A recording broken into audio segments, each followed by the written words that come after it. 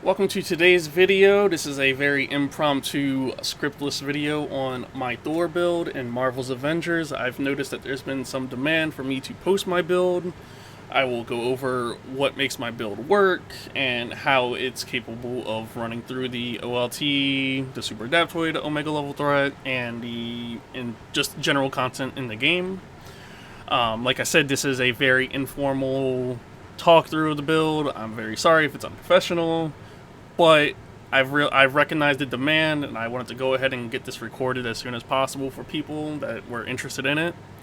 So let's start. First off, we're going to talk about this build's potential with battery damage and where does the battery damage come from.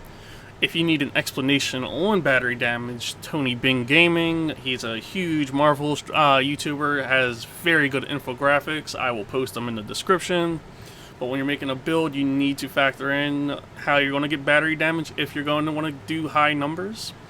So I'll explain where you get the battery damage from in this build and why you use it, or why you should use it the way I do if you want to get the numbers that I do. The key aspect of this build is Valor, where you're going to be throwing out as much of your Valor damage as possible. You don't need to worry about your melee, you don't need to worry about your precision. As you can see, my Thor's heroic is in the 18k.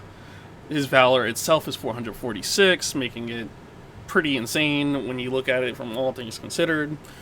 But to get the battery damage off from this build for his awesome heroic ability, you need Muspelheim's Torment, which is a modifier on the specialty tree that makes it leave burn damage, which is associated with the plasma status, because it will immediately cause the status to be applied to the target that you're applying it to. Figures, right?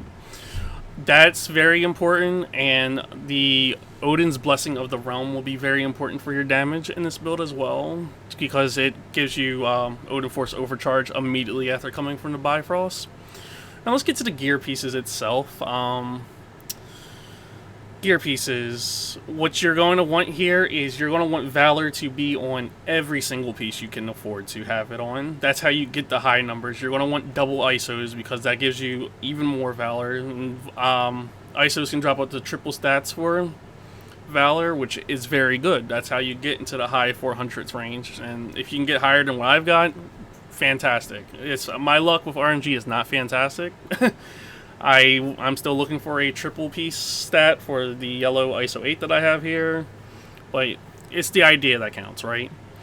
When you get down to the gear pieces themselves, perks that you really want to look into is stuff that applies additional shock damage, because when you get the status from the Bifrost, leaving the burn status on whatever you're trying to kill, the shock damage is what will battery with it, and that is what's most important with this build, is the battery damage coming from out of the Bifrost.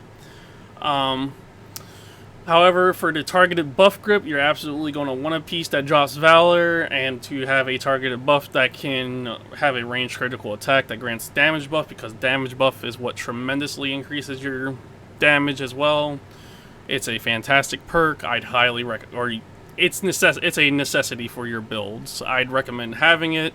You should have some means of getting it.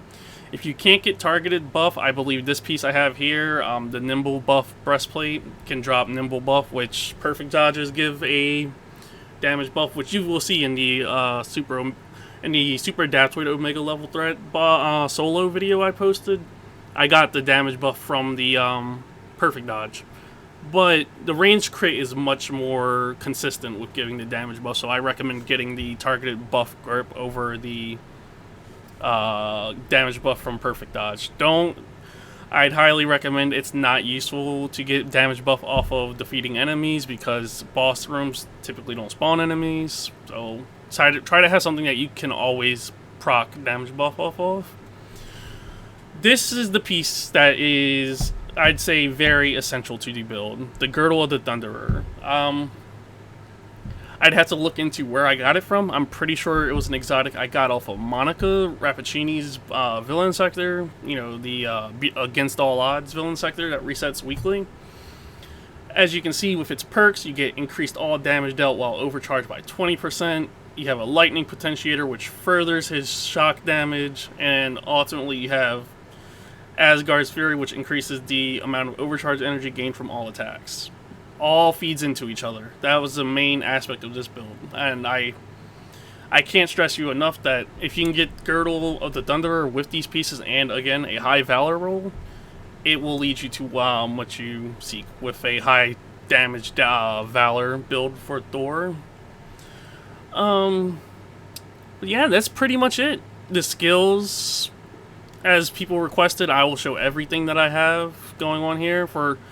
Since God Blast is important, I will have the triple God or the triple charges of God Blast is what's important here. I usually keep that equipped.